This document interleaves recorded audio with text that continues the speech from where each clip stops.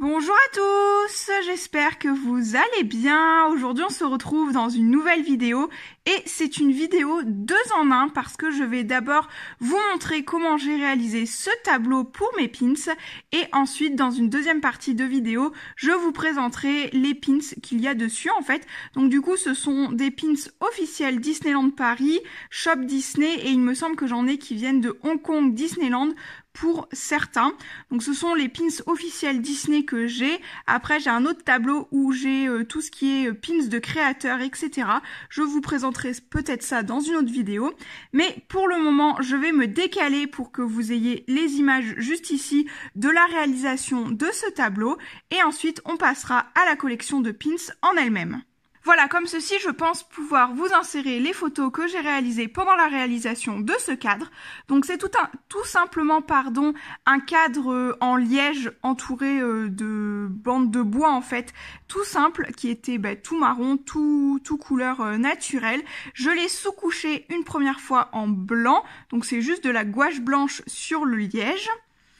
Ensuite, j'ai dû faire une deuxième sous-couche, donc ça m'a pris quand même quelques temps parce qu'en fait, je n'avais pas forcément le temps de m'y remettre assez souvent. Donc du coup, les temps de séchage étaient vraiment optimum parce que j'ai dû laisser peut-être 3-4 jours entre chaque étape, voire peut-être même une semaine pour certaines. Ensuite, je me suis munie d'une bombe de peinture bleu ciel que j'avais dû trouver à Centre Accord ou quelque chose comme ceci, comme un magasin comme ça, je pense. Et j'ai fait 2 couches de bombe de peinture sur tout le tableau. Donc le liège plus l'encadrement en bois. Ensuite, troisième étape, j'ai mis du washi tape, donc c'est un washi tape d'une collection de Action, qui est un petit peu pareil, bleu ciel avec des étoiles dorées. J'en ai fait tout le tour et le bleu en fait en dessous du cadre a permis de rendre un petit peu plus opaque le washi tape parce qu'il était un petit peu transparent. Ensuite, je me suis munie d'un papier noir, donc du cardstock noir tout simple pour le scrap, avec plusieurs même, pas mal de tailles de perforatrices rondes. Donc il doit y avoir 3-4 tailles de cercle. Après vous pouvez bien évidemment le faire à main levée, enfin au compas et découper, mais ce sera un petit peu plus long. Là j'avais pas mal de perforatrices sous la main, donc j'ai pu faire ça comme ceci. J'ai coupé, comme vous pouvez voir, le grand ici dans l'angle pour faire une petite silhouette comme ceci. Il y a la deuxième silhouette juste ici et la troisième juste là-haut.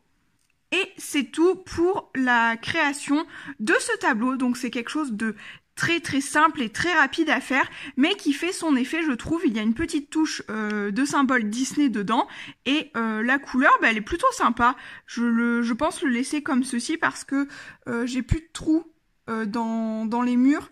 Donc je me suis dit que j'allais pas en rajouter vu que je suis en location. Je vous avais déjà expliqué dans une autre vidéo, je pense, que j'ai réutilisé tous les trous de l'ancienne locataire pour remettre des choses à moi, mais que je ne comptais pas forcément en refaire parce que bon, ça fait quand même énormément de trous par la suite.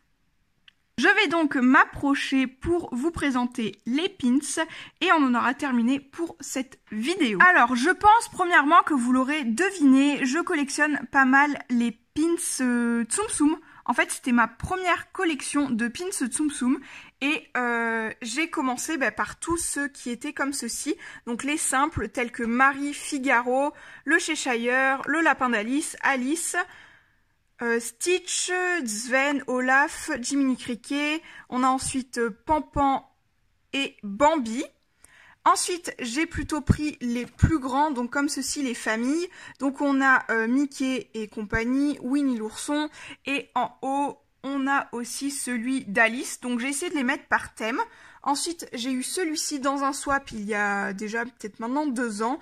Donc celui-ci, il me semble que c'était des boosters mystères de La Belle et la Bête que l'on trouve aux États-Unis. Ah, il y a Petit Patch que je n'ai pas cité, il me semble. Ensuite, j'ai trouvé sur eBay ces petits pins-ci, donc c'est un set de 6 pins cornets de glace Tsum Tsum que l'on trouve à Hong Kong Disneyland. Donc on a Marie avec un alien, Ensuite, on a le petit Stitch et Souillon. Souillon qui est un petit peu foncé, je trouve, pour sa couleur. Mais bon, c'est pas très grave. Sully et Bob, Winnie Porcinet, Donald et Daisy, et bien sûr Mickey et Minnie. Ensuite, autre collection sur laquelle j'ai énormément craqué, c'est celle-ci des pins Animator, donc les Disney. On les trouve à Disneyland Paris. Je vous les avais présentés dans une vidéo Vinted et j'avais été vachement étonnée. Je vous remets la vidéo dans le petit i si j'y pense.